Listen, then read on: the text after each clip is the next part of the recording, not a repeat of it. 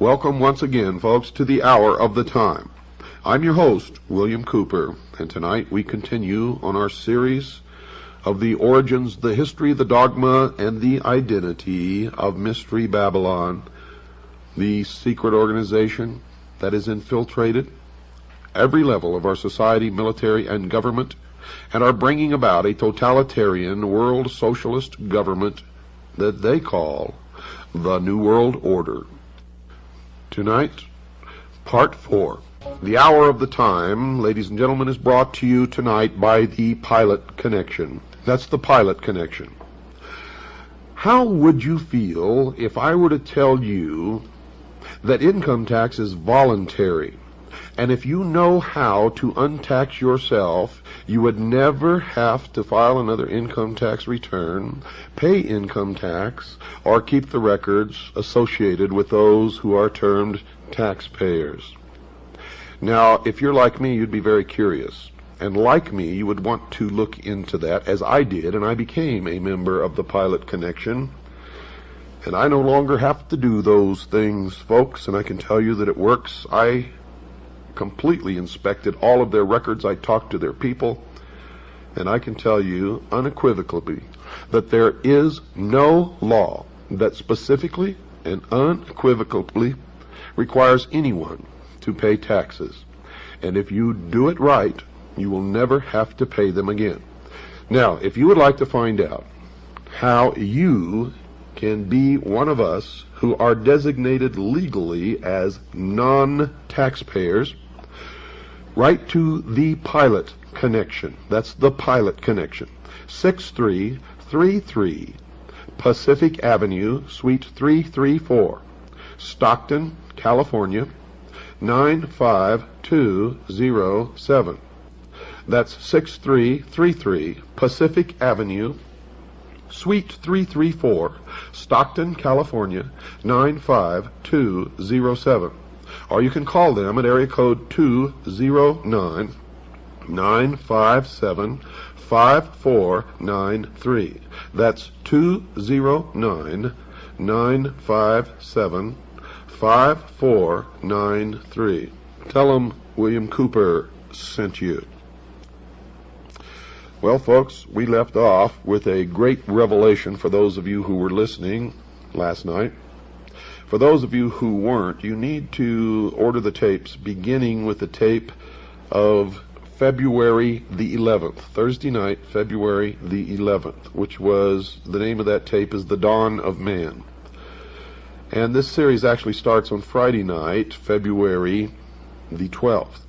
But you need the tape, The Dawn of Man. Order all the tapes in this series, because if you really want to know what's going on, how it has been kept alive for thousands of years, and what the ultimate goal is, their origins, their history, their dogma, and their absolute identity, then you need this whole series. Now, to get this series, you can call Stan at 602-567-6109. That's 602-567-6109. If you're a CAGI member, just send in $7.50 per tape. Tell them which tapes you want, and you'll get them. If you're not a CAGI member, they're going to cost you $17.50 per tape. No buts, no exceptions, no deals. Want a deal? Join CAGI, folks. That's how we support ourselves, and that's how we get people involved. Well, let me continue. And I think tonight is really going to open your eyes. And remember, we're nowhere near even begun. We got a lot of shows to do on this, folks. And it's going to blow your mind if it hasn't already. I think some of you out there already know that. Now, if we concede that Osiris is the positive pole of the universal life agent, as the mystery school does, then Isis becomes the receptive pole of that activity. He is the doctrine, she is the church.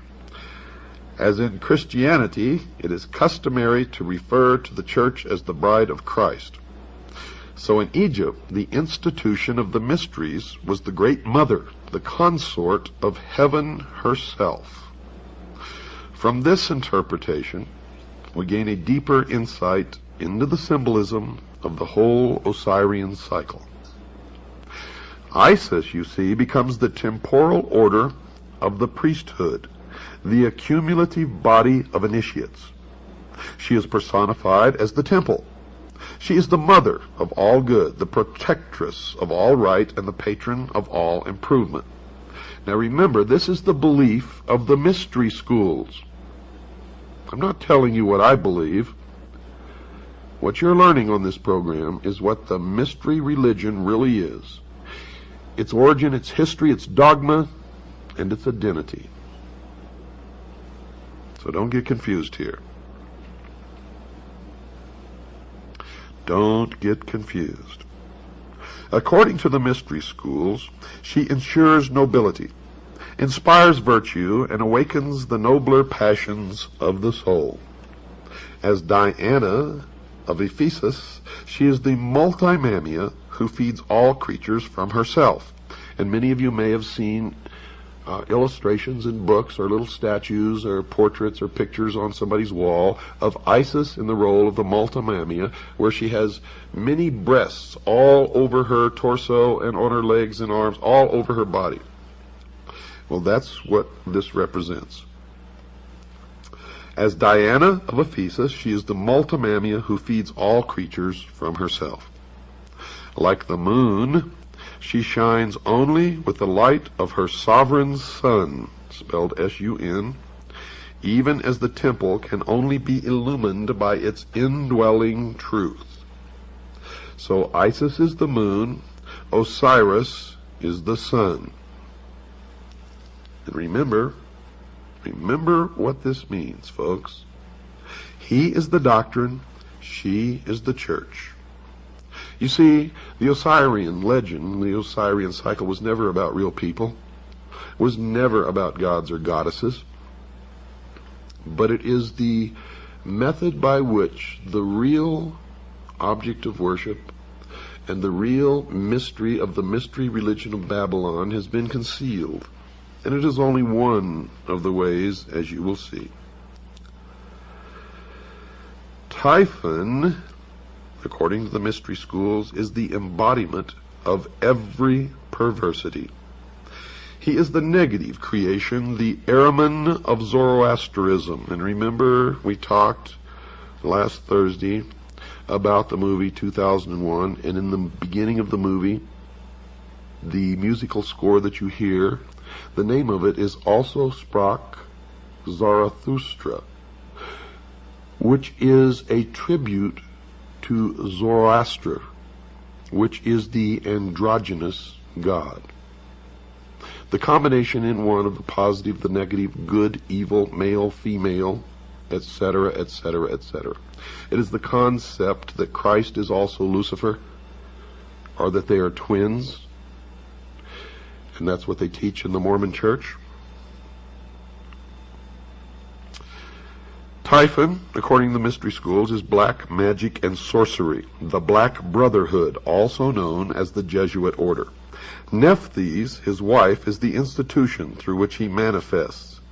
He is neither a single evil nor even a sequence of ills, but an infinite diversity of them, indescribably insidious, empowered to infect the fabric of church and state. The enemy of the mystery schools are three: the church, the state, and the mob. And of course the mob is us.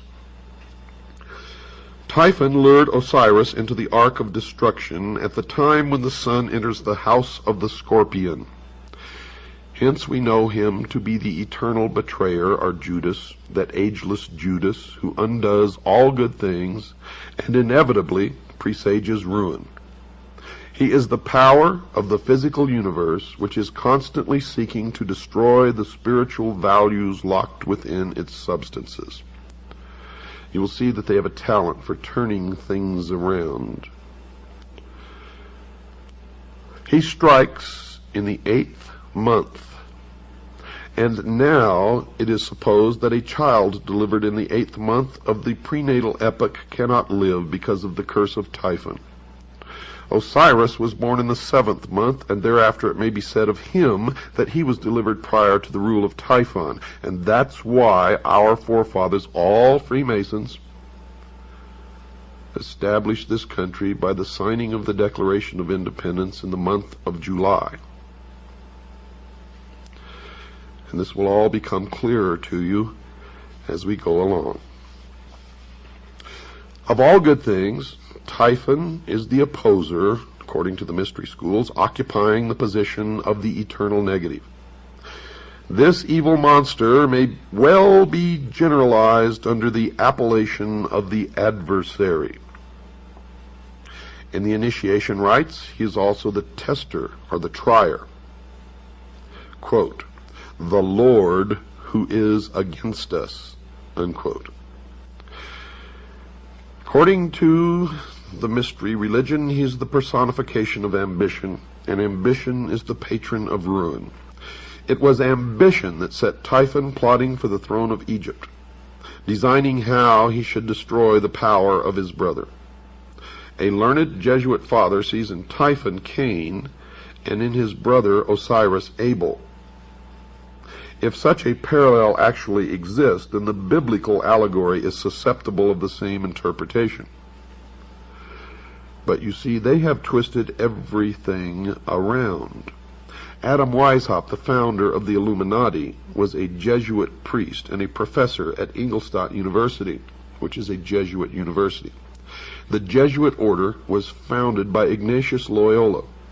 He was the head of the Ilumbrados in Spain, which is the order of Illuminati long before Adam Weishaupt even came along. He was arrested by the Dominican monks under the Inquisition and used his power of association of those who had influence and power to beg an audience with the Pope. Now, nobody knows what occurred during this audience, but he emerged as the head of a new order called the Jesuits. Now, the Jesuits was just another name for the Ilumbrado, for he took his organization that he already controlled and made it into the Brotherhood of the Jesuits. The Jesuits went on to foment rebellion everywhere that they went, and the Pope gave them incredible power and made Ignatius Loyola immune to any prosecution from any source. And it was they who trained Adam Weishaupt, and it was Adam Weishaupt who formed the branch of what we all know as the Illumined Ones, known as the Illuminati in Bavaria, where he sent out agents to infiltrate the lodges of the secret societies throughout Europe. Now you will begin to understand this even more, folks, as we go along. Right now I understand how shocking some of this may be to some of you out there. But just hang on, continue to listen, because we have many, many more hours of this to go before it will all come together for you. But I would suggest that you begin study on your own. It doesn't matter if you get ahead of us, because you will always need some of the information that I'm putting out here, no matter how ahead you may get or what you already may know, simply because I've done well over 23 years of research into this, and I must know something that you don't know. And if you know something that I don't, please send it to me immediately. And if we can substantiate it, we will incorporate it into this series. Now, let me continue. Typhus lured Osiris into the Ark of Destruction at the time when the sun enters the house of the Scorpion. Hence we know him to be the eternal betrayer, that ageless Judas, who undoes all good things and inevitably presages ruin. Now this may sound to you that we're talking about Satan or the devil, But you see, in the mystery schools, they consider their God, Lucifer, to be the true, good God, and they consider the God of Christianity to be the evil God. Now, if you listened on the night of the 10th, the 11th of February, Thursday, you already understand this concept. Because the mystery religion of Babylon believes that man was held prison in the bonds of ignorance in the Garden of Eden by an unjust, vindictive God. Lucifer, through his agent Satan, and many believe them to be the same entity, and that's okay. Lucifer, through his agent Satan, released man from the bonds of ignorance with the gift of intellect. And through the use of that intellect, man himself will become God. And that's the heart and soul of the dogma of the mystery religion of Babylon. Now, since I am taking the content of all of these episodes directly from their own teachings and their own writings, so that you'll know that this is exactly what they believe, sometimes it may sound to you like these are the good guys. But remember, they are the ultimate perfection of deception. And they have intentionally made it this way so that they can get people to join them and stay with them until they're so deeply involved and committed that it's too late. And that is why the degrees of initiation. So stick it out and you'll find out that these guys are the greatest liars, deceivers, manipulators, and scum that exist upon the face of the earth. Typhon, in their teachings, is the desire of the few pitted against the good of the many. Now, if you understand what I just said, you understand that these are communists, socialists. They believe Typhon is the spirit of dissension and discord that breaks up unity of purpose by setting factions against each other so that great issues lose the name of action. The desire for riches, pomp, power, and, listen to this, folks, sovereignty, by which this evil genius was obsessed, reveals the temptation by which humanity is deflected from its ultimate goal and led into the byways of sorrow and despair. Typhon, the queen of Ethiopia, and the 72 conspirators represent the three destructive powers preserved to modern Freemasonry as the murderers of the master builder Hiram Abiff. You will see that Hiram Abiff was never murdered. In fact, in the Bible you will see that when the Temple of Solomon was completed, he went back home to Tyre. But in the Freemason legend, Hiram Abiff, the master builder, was killed and the temple was never completed. So everybody is blaming all of this upon the Jews. It is not the Jews, folks, because all of this is a front. It's symbology for what they really, really mean. Hiram Abiff was really, folks, Jacques de Molay of the Knights Templar. And all of this will make much more sense to you several shows down the road, because we have lots and lots of information to go through before you put it all together.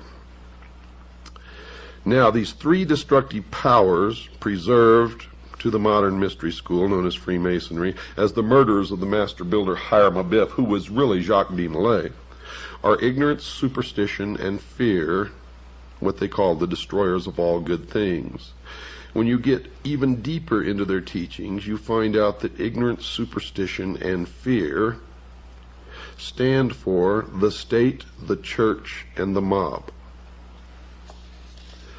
And those are the things that they have sworn to destroy and substitute themselves as the ruler of the world in a benevolent despotism, a totalitarian socialist state.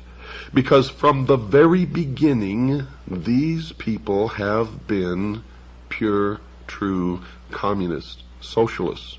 They are the heart and soul and core of international socialism. They believe the advent of greed and perversion marked the end of the Golden Age, the Osirian Age, which the Osirian cycle is just a symbology of this. And the Golden Age, of course, golden, oro, always has stood for the sun. Osiris is representative of the sun. And outwardly these people worship the sun, but the sun is just another symbol for their god Lucifer, the light, the intellect. And with the good prince Osiris, the deeper truth returned to his own land. He became the victim of a hideous plot. So what is this mysterious chest, so beautiful in its outer appearance, but so fatal in its application? Well, folks, Plato, who was wise in the wisdom of the Egyptians and who was an initiate of the mystery school, would have answered that it was the body that lures the soul into the sorrows of generation. Now, if this interpretation is projected into the social sphere, the chest becomes symbolic of material organization. Witness the application of this thought to Christianity, where the pomp and glory of the outer show of a vast ecclesiastical mechanism has all but destroyed the simplicity and dignity of the primitive revelation of the mysteries. That is their exact words. See, I didn't make that up. Those aren't my words. Those are the words of the mystery school. And it is an indication, if you didn't think so yet, that Christianity is their enemy. They intend to destroy Christianity and all Christians. The blood will flow when the new world order takes power in the world. And if you sit back and say, well, I'm not worried because I'm going to be raptured, I feel sorry for you because you are going to suffer tremendously. Because in my research, I have found that most of the theologians in the Protestant religion of all denominations who are responsible for this doctrine of the rapture are Freemasons. And they are in control of the World Council of Churches.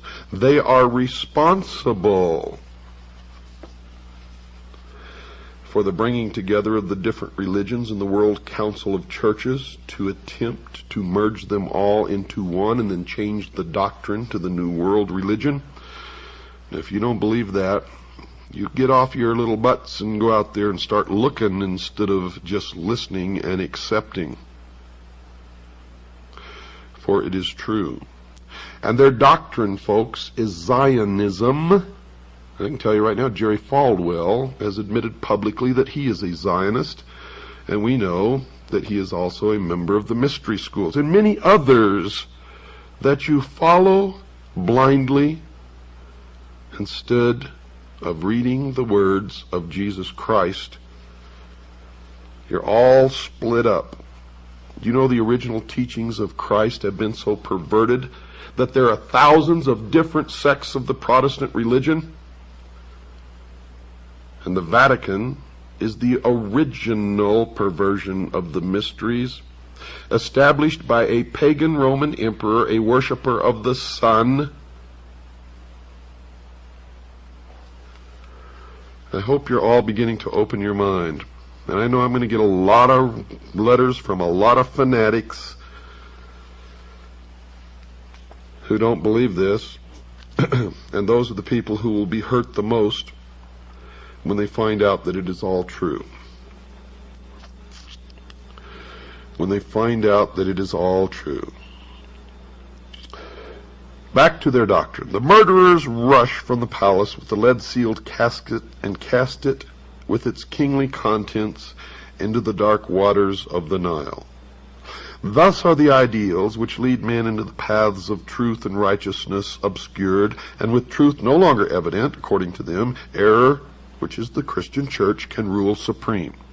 Typhon, by now you should know that Typhon is their designation for Christianity. Typhon ascended the throne as regent of the world, swinishly gloating over a dejected humanity he had led into dark and devious byways. By the Nile, may we not understand the river of generation, in the current of which souls imprisoned in mortal nature move helplessly upon the never-ceasing current. Now they believe that truth is dead. And according to their belief, with truth dead, or at least exiled to the invisible world, material facts were superseded by opinions. Opinions bred hatreds, and men finally fought and died over notions both senseless and soulless. And that is another deception and another lie. For in my research I have found that in every instance of the most terrible things and wars that have ever happened on the face of the earth, these men are the ones who have brought it about. Have brought it about. Greed became the dominating impulse, they say, gain the all-absorbing end, and ruthlessness the all-sufficient means. In the dark ages of uncertainty, when reality hid its face and no man dared to know, the leering Typhon ruled his ill-gotten world, binding men to himself by breeding 1,000 uncertainties to sap courage and weaken conviction. Men ask, why seek to know? Knowledge does not exist. Life is a cruel jest, purposeless and of short duration. Because the human mind demanded intellectual expression, Typhon sowed the seeds of intellectual confusion, so that numerous orders of learning appeared which were convincingly plausible but untrue. These various orders of thought survived by catering to the weaknesses and limitations of the flesh. Today, our great industrial civilization is feeling the heavy hand of an outraged destiny. The evil genius of our ambitions has again undone us, and our follies crumble about us. Typhon rules the world, for the earth today is the arena of the ambitious. Remember? Typhon is their symbol for Christianity.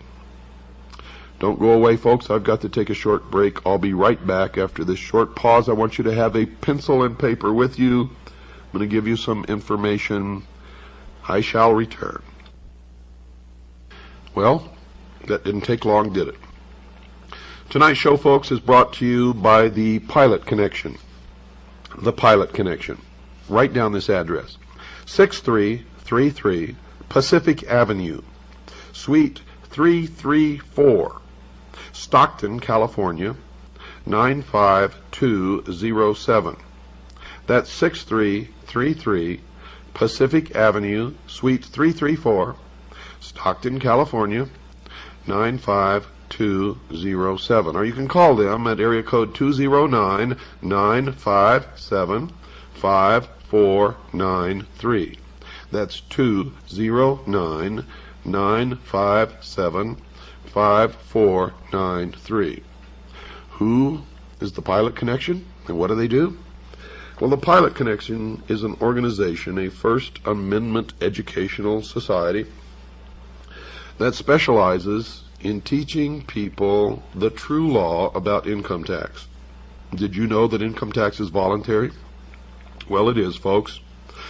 But you just can't go and stop paying income tax and say, I volunteer not to pay, because you've entered into certain adhesion contracts which make you liable for income tax. But the Pilot Connection can tell you how to untax yourself legally and lawfully, so that you never have to file another return, pay another nickel of income tax, or maintain the records that those designated as taxpayers because of their adhesion contracts have to do. No, if you go through the Pilot Connection, you will become legally designated a non-taxpayer. I am a member. I have done this, so have tens of thousands of other people. And I can tell you that it is true, that it works, and that you will have no problem with the IRS, unless, of course, Congress changes the laws down the road, and then we will have to see what those changes are if they do that. And if they change the law and then it becomes binding that we have to do it again, then we will have to do it. Okay. Now, if you would like information on how to join the Citizens Agency for Joint Intelligence, which is our private intelligence organization, the largest and the most successful in the world, and if you've been listening to this program, you know that that is true. Now, if you'd just like to join, send us $45. Just send $45, tell us you want to become a CAGI member, and we'll put you on the rolls and send you all your information, your press credentials, and everything else that you get along with your membership. And believe me, it's well worth your while. Your money comes back to you 1,000-fold, as our members, our current members, will be happy to tell you. That is, if you use the benefits. Or if you would like a packet of information, or if you'd like to purchase my book, Behold a Pale Horse, which is 500 pages of the most suppressed information ever published in the history of the world. Call Stan. Talk to him. He's my right-hand man. His number is 602-567-6109. That's 602-567-6109. Or just write to Stan and ask him for a packet of information. Write to Stan, S-T-A-N. Post Office Box 889, Camp Verde, Arizona, 86322. That's Post Office Box 889, Camp, spelled C-A-M-P, Verde, which is Spanish for green, spelled V as in Victor, E-R-D-E, Arizona, 86322. Well, let's get back to where we left off, folks. What then of Isis, the mother of the mysteries? She who was so defiled and desecrated by the profane that her sages and prophets were forced to flee into the wilderness to escape the machinations of the evil one. Is she not the woman clothed with the son of Revelation who flees with her man-child into the wilderness to escape the evil purposes of the great dragon? Well, folks, that's what the mystery school believes, but I can tell you that's not true. You see, the mystery school was the original college run by Nimrod in the city of Babylon. And the college was a college of priests who practiced the religion of the sun. The college, the adepts, the initiates, the priests were scattered all over the world when Seth, the son of Noah, came with an army and defeated Nimrod. And this is where the legend really comes from, because Seth chopped Nimrod up into little pieces and scattered him all over the land. In the legend of the Osirian cycle, Osiris was chopped into 14 pieces. Isis came to put him back together again and bring him to life. She could find all the pieces save one, the phallus, or the generative force. It is now known as the lost word of Freemasonry. And the phallus is represented by the obelisk, the monolith. It is the penis of Osiris, the generative force. It represents the lost word of Freemasonry. It represents the Luciferian philosophy. It represents the light, the sun, Lucifer, the intellect. In Dealey Plaza, you will find an obelisk. In Washington, D.C., you will find an obelisk known as the Washington Monument. In the courtyard of the Vatican, you will find an obelisk. Should I continue? The family in England, whose estates are called Scion House, has an obelisk on their lawns. Should I go on? I will. I will go on and on and on and on until you either wake up or I am dead, one or the other. And if you don't wake up, I would rather be dead than live in slavery in the New World Order, with our Constitution destroyed, the family broken, the children taken from the homes to be raised by the state, Christians and patriots locked in prison camps, labor camps, until they are no longer useful, and then they will be executed. And the blood will run in the New World Order. If you don't believe me, look back at every single nation where international socialism has triumphed over Christianity, and you will see that tens of millions perished, were destroyed. Socialism, folks, sucks, and I will not live under such a system, and I hope you agree with me. If you don't like my language, that's tough. I'm fighting a battle against people with no morals, no decency, no heart, no soul. No soul. They do not even believe in God. They do not even believe in God.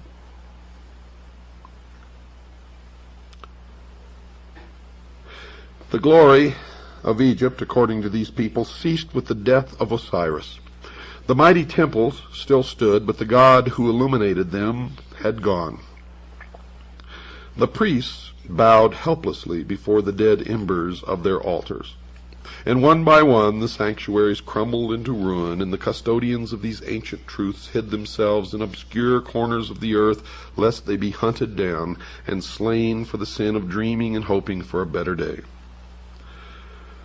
Isis then, as the scattered but still consecrated body of initiates, began the great search for the secret that was lost.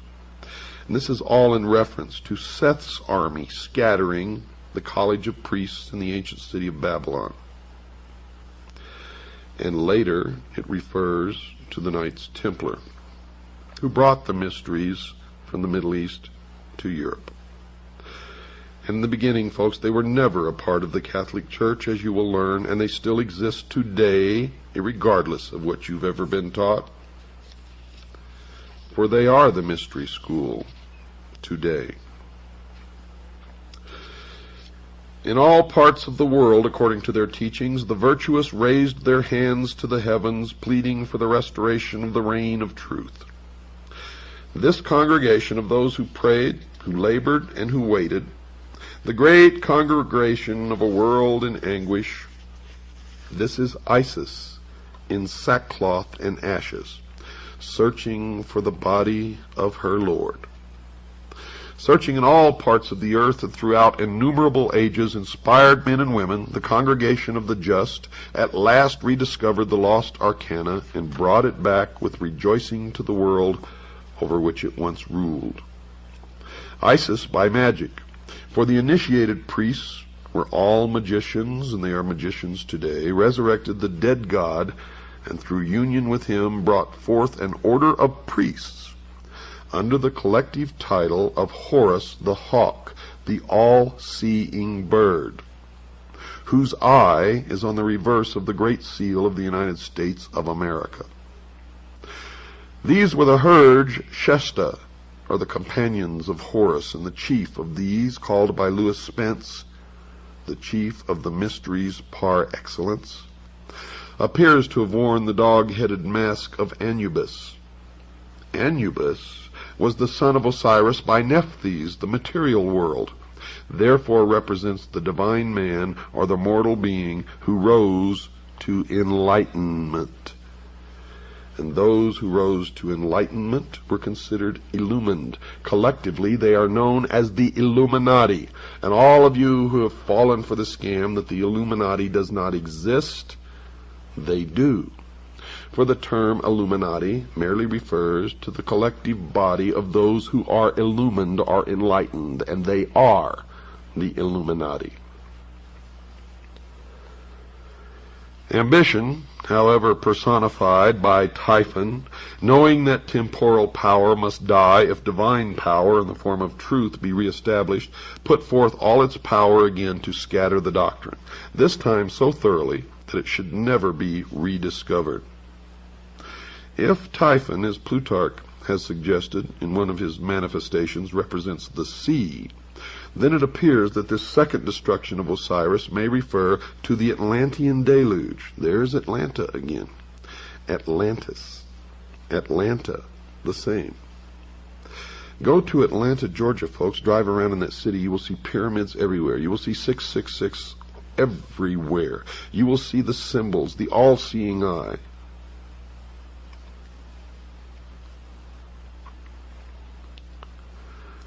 Osiris may refer to the Atlantean deluge, by which the doctrine was swallowed up or lost, and its fragments scattered among all of the existing civilizations of that time.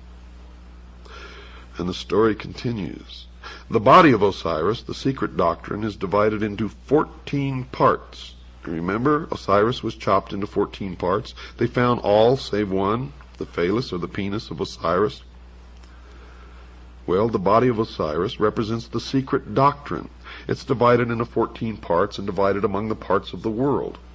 And the lost word of Freemasonry is the generative force, the lost part of Osiris, the lost part, the secret of the secret doctrine. So we must therefore understand that it was scattered through the 7 divine and 7 infernal spheres. The locusts and tails of India are by different symbolism through the 7 worlds which are without and the 7 worlds which are within. The Kabbalah of the Jews. Bacchus was torn into 7 pieces by the Titans and Osiris into 14 pieces. To use the words of Faber, quote, both these stories are in substance the same, for the second number is merely the reduplicate of the first. By a variation of much the same nature, the ancient mythologist added 7 Titanides and 7 Kabiri to the 7 Titans, unquote.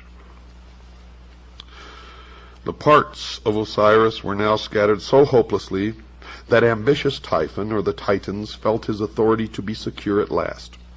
But wisdom is not thus easily to be cheated. Listen to this carefully, folks. This is their own words. In the dark retreats of Islam, the Sufi explored the depths of nature. Among the Jews, the learned rabbins unraveled the intricate skein of Kabbalism. Among the Greeks, initiates rose to life through the nocturnal rituals of Eleusis. In India, neophytes were brought to the contemplation of the triple-headed Brahma at Elephanta and Ellora. Through the Middle Ages, the alchemists in their retreats explored the infinite chemistry of existence. The Illuminati sought the pearl of great price, and Rosicrucian adepts sought to recast the molten sea. All these together were but Isis, still searching for the members of her Lord. At last, according to the tradition, all these parts were restored again but one. But this one could not be returned. Now you understand why I tell you it's not the Jews, folks. If you're persecuting the Jews, you're making a big mistake. It is some of the Jews. It is some of the Catholics. It is some of the atheists. It is some of all of the people of all of the nations and races and religions of the world. And outwardly, if they attend a church in your neighborhood and profess to believe in that religion, it is a lie. It is how they gain influence and power in that community. For they worship one God and one God only in the temple without windows, the headquarters of which in this country is exactly 13 blocks from the White House.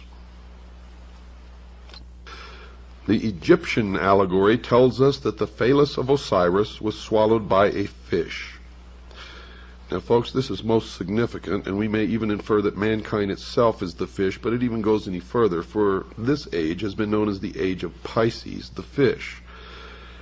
The significant force and the power in the age of Pisces was Christianity, and the fish actually refers to Christianity. The phallus being the symbol of the vital power of the mystery school, and so used in Egyptian hieroglyphics. The phallus, then, is the lost word which is not discovered, but for which a golden replica is substituted. In the Egyptian hieroglyphics, the physical body after the death of the soul or its departure therefrom is called the Khat, or Khat, and the hieroglyphic for this is a fish.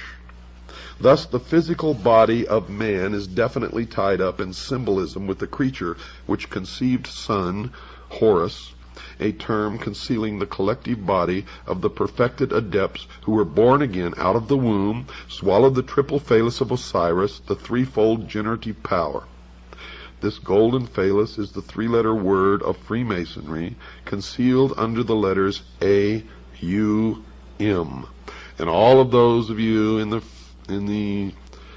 New Age movement, or all of those of you who fell for all these gurus who came over here and taught you to sit and meditate, and while you were meditating, hum this Aum, A-U-M. The golden phallus is the three-lettered word of Freemasonry concealed under the letters A-U-M. How do you feel, sheeple? And why do you do these things? Because somebody tells you to. Isis, by thus modeling and reproducing the missing member of Osiris, gives the body of the god the appearance of completeness, but the life power, folks, is not there. Isis, the priesthood, with their initiatory process, had accomplished all that could be accomplished by natural philosophy. Therefore, recourse is again had to magic. The golden phallus is rendered alive by the secret processes rescued from the lost book of Thoth. Thus the divine power of Osiris is restored through the regeneration of man himself and the processes of initiation. In the Greek system, man was rendered divine because his composition contained the blood of Bacchus, they believe, and in Egypt because it contained the seminal power of Osiris. The institutions raised in the world to perpetuate the deeper truths of life, according to them, labored on through the centuries, seeking for the lost key, the living crux ansata, which, if rediscovered, would enliven and impregnate the whole world and restore the good king Osiris to the throne left empty by his cruel death. The purpose of the Osiric rite is therefore revealed as twofold. The first motive was the almost hopeless effort made by the bereaved Isis to restore her husband to life. She hovers above his corpse in the form of a bird, trying to restore his breath by the fluttering of her own wings. This ceremony is concealed in the Book of the Respirations. The causing of Osiris to breathe again is the great abstract ideal. The second and more imminent motive which actuated Isis was to avenge herself upon Typhon, Christianity, and to destroy his power over the world. This she determined to accomplish through her immaculately conceived son Horus, which is a term concealing the collective body of the perfected adepts who were born again out of the womb of the mother, Isis, the mystery school. Now we can apply this analogy to a great modern system of initiation called Freemasonry, which has certainly perpetuated at least the outer form of the ancient rites to the profane or to the members on the lower rung of the initiatory ladder. To the adepts of the priesthood, the higher initiates, then it is clear. You see, for Freemasonry as an institution is Isis, the mother of mysteries, from whose dark womb the initiates are born in the mystery of the second or philosophic birth. Thus all adepts, by virtue of their participation in the rites, are figuratively at least the sons of Isis. As Isis is the widow seeking to restore her lord and to avenge his cruel murder, it follows that all master masons or master builders are widows' sons. They are the offspring of the institution, widowed by the loss of the living word, and theirs is the eternal quest they discover by becoming. In the Egyptian rites, Horus is the savior-avenger, son of Isis, conceived by magic or the ritual after the brutal murder of Osiris. Hence, he is the posthumous redeemer. Freemasons are Hori. They are the eye of Osiris, whose body, therefore, is made up of eyes. Each initiate is a Horus, each is a hawk of the sun, spelled S-U-N, and for one reason is each raised, and that is that he may join the army, which is to avenge the destruction of wisdom and restore the reign of the all-seeing Lord, Lucifer. Each one is dedicated to the overthrowing of the reign of Christianity. The great battle in which the sons of the hawk rout the hosts of darkness is the mysterious Armageddon of Revelation. You see, they believe Lucifer is the god of light, and Jehovah, or Yahweh, is the god of darkness. They believe that the Armageddon of Revelation is the Kurukshetra of the Mahabharata and the Ragnarok of the Eddas. In this battle, the hosts of the adversary shall be routed forever. The great purposes of the Osirian rite are thus revealed in an unsuspected clarity. The Hershesti are philosophically opposed to the reign of ambition. It is their duty to reestablish that golden age when wisdom personified as Osiris and not selfishness personified by Typhon shall dictate the whole course of human procedure. The day must ultimately come when the Hori, by virtue of their royal purpose, accomplish the consummation of the great work. The great work, folks, is the elevation of man to the illumined man, or 666, and the establishment of a one-world, totalitarian, socialist utopia on earth. The missing word will be found, and the golden substitute will be replaced as promised in the ancient rite. Osiris will rise in splendor from the dead and rule the world through those sages and philosophers in whom wisdom has become incarnate. It should be particularly noted that the Egyptians do not regard Osiris as wholly dead, but view him as continuing to live in the underworld, where he superintends the ceremony of the psychostasia. The underworld is not the sphere of the dead alone. It is the world of the mysteries. Lucifer is therefore god of the hidden fane, the temple which is beneath the earth, the house of the low ceiling, the crypts into which the initiates go in search of truth. He is the dweller who abides in the darkness of the innermost. His throne is not in the objective world, but in that subjective sphere which is the inner life of man. They believe that thus is it arcanely intimated that while truth may perish from society, it cannot die from the heart, which preserves the sacred tradition through that natural inspiration by which all men are gradually moved to truth. In the meantime, the widow Isis, the mystery school, continues to produce out of herself the host of potential redeemers. Spiritual education continues from age to age in secret, and though temporarily obscured in this generation or in that, its onward process, they believe, is inevitable. Out of the hidden house, guarded by the silent God, must someday issue the glorious and illumined Horus. 666 is the number of that man, the very incarnation of his own father, Osiris or Lucifer, the personification of the Lord of Abydos, the avenger of all, and the just God in whom there is no death. Folks, tonight's episode of The Hour of the Time has been brought to you by the Pilot Connection. Give them a call. They can help you.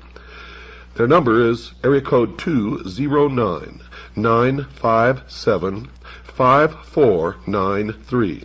That's 209-957-5493. Or you can write to them at 6333 Pacific Avenue, Suite 334, Stockton, California, 95207. That's 6333 Pacific Avenue, Suite 334, Stockton, California, 95207.